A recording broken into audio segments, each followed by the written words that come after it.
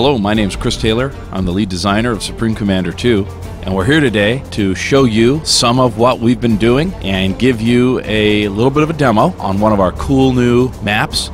You can see right away here that we're into a brand new era of rendering our terrain maps. This world is fantastic here. You've got these raised platforms, just incredible. The shadowing, the global illumination model we're using here. We've got some Rockhead tanks on the top of the platform, and they're battling it out here with some Cybern bots.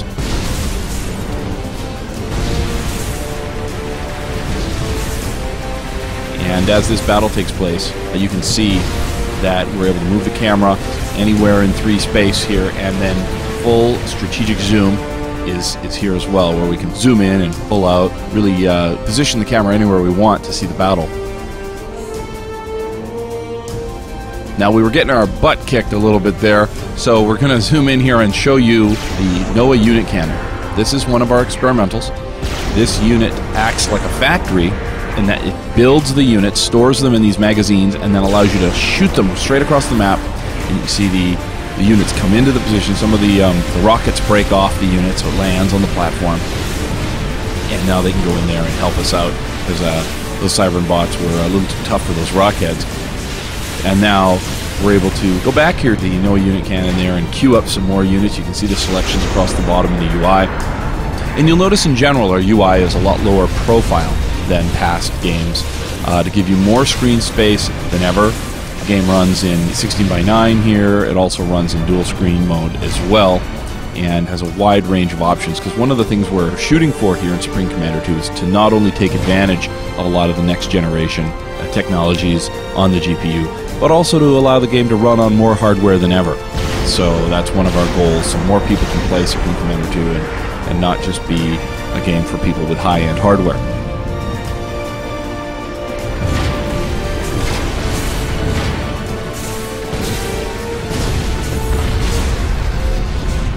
Alright, so we're going to pull back here. You see we're getting hit with some long-range artillery, so we're going to zoom in here. You can see it blasting away.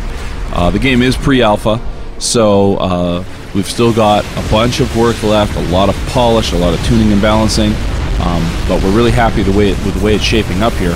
And you'll notice, as we zoom in and zoom out, we can see the battle at any distance that we like, give commands. We've got the Armored Command unit for the UEF coming in. He's got all kinds of upgrades that he can do and boosts. For example, research the escape pod. That's where the head comes off. The head can escape back to base if you've used your commander deep behind enemy lines, and you can rebuild a new body. You've got torpedo upgrades. You've got a shoulder-mounted artillery. You've just got all kinds of neat little toys you can add to your commander, as well as jump jets for making jumps across these incredible chasms like you see here on the map, where you really do need to get across the space and you can't walk or swim there.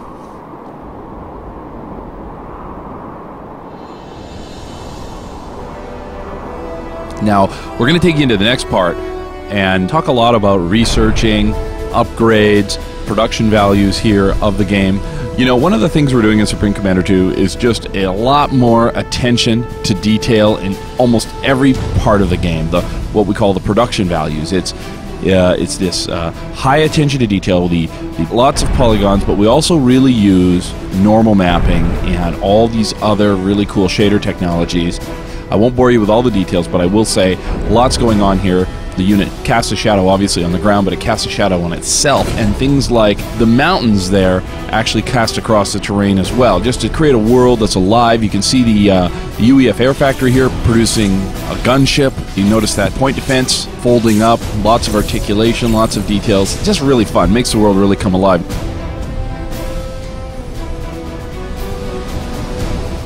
Going into research now, we've got land, air, naval.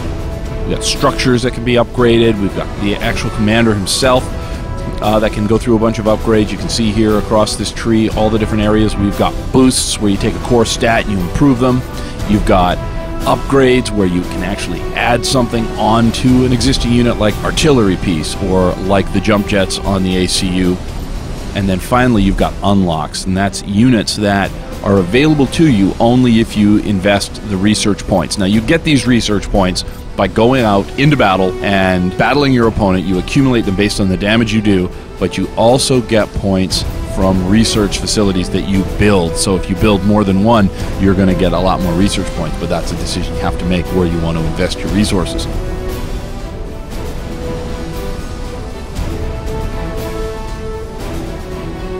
Now we see here a Rockhead tank. We've got the short barrels increased to the long barrel, gives us some firepower, gives us a little more range. We go to 3 barrels, even more firepower. And if you want to upgrade to the surface-to-air missile package so you can take on those aircraft, and we're going to give you a little demo here and show you how these Rockhead tanks, where they were beat badly before, we're going to show you now how they can take on some of those air opponents and do much, much better when you make those choices to upgrade them. Now we're bringing in the Illuminate here. The Illuminate, all-new faction, that's an outgrowth of the Aeon Illuminate combined with the Seraphim. And you can see the style of the design is very unique, a lot more fun to look at. One of our goals is so you can really tell what a unit does by looking at it, and not have that moment where you're like, is that artillery or is that a tank? So it really helps. You can see them battling it all out here, full-on simulation. We love our over-the-top battles at Gas-Powered Games, and we like to really take things as far as we can visually. You can see here it's all taking place in 3D space. Some games run a dice roll system. We run a full-on simulation. These missiles have to connect, and in doing so, we don't really know what the outcome is until the missile hits. In case that aircraft were to dodge or be destroyed by another missile, have that missile fly right through that wreckage. So I mean, it really is a full-on simulation, all happening in 3D space. You can move the camera around, take a look at it from any angle. Just really enjoy these over-the-top effects here. Although, again, like I said, this is pre-alpha, so there's a lot of work left to do, and we'll take this even further to really polish the remaining special effects. And, of course, we've got tuning and balancing to do as we hit the home stretch here in the game. But the last thing I want to talk about for this section is how you can just quickly grab these Rockhead tanks, and you'll watch how they form up. It's very dynamic. This is great for when you're in battle. The units aren't penalized speed-wise. They can just melt into position. It's just really great, and a huge improvement on our formation systems of the past. And it uses this fantastic new technology called Flow Field that was developed at the University of Washington, and we've been able to take that and adapt that for Supreme Commander 2. It's very cool stuff. All right, now that we've finished that, we're going to take the remaining UEF units here. We're going to drag select some of these here and move them out and get them ready at the end of this platform at the far left here, and ready for the final Cybran invasion, where we're going to push the number of units a lot higher and show a big invasion force from these Cybran bots. Another great example of our advanced pathfinding. We have the Megalith 2 here that was making a push and just got taken out. I have a Fat Boy 2. This is the evolution of the Fat Boy from the first game. And you can see there he's really outfitted to be a totally over-the-top land unit with a lot more firepower. You can see the units all pathing in here, all kinds of units moving at once. This is what we want. We want these big over-the-top battles. You can see the AC-1000, inspired by the AC-130 gunship. These cannons firing off the side like crazy, and we have a big mix-it-up battle here.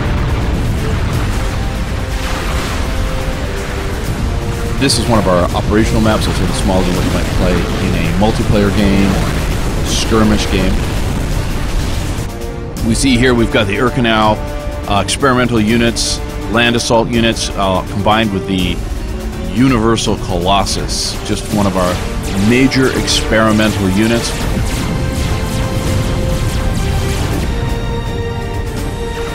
We got more units dropped off at the platform. We've got the Cybranosaurus Rex, Dr. Brackman's pet experimental unit that he personally developed, another major experimental unit, and as we pull out, that's our demo here today. Thank you so much. I'll see you all real soon. Thank you.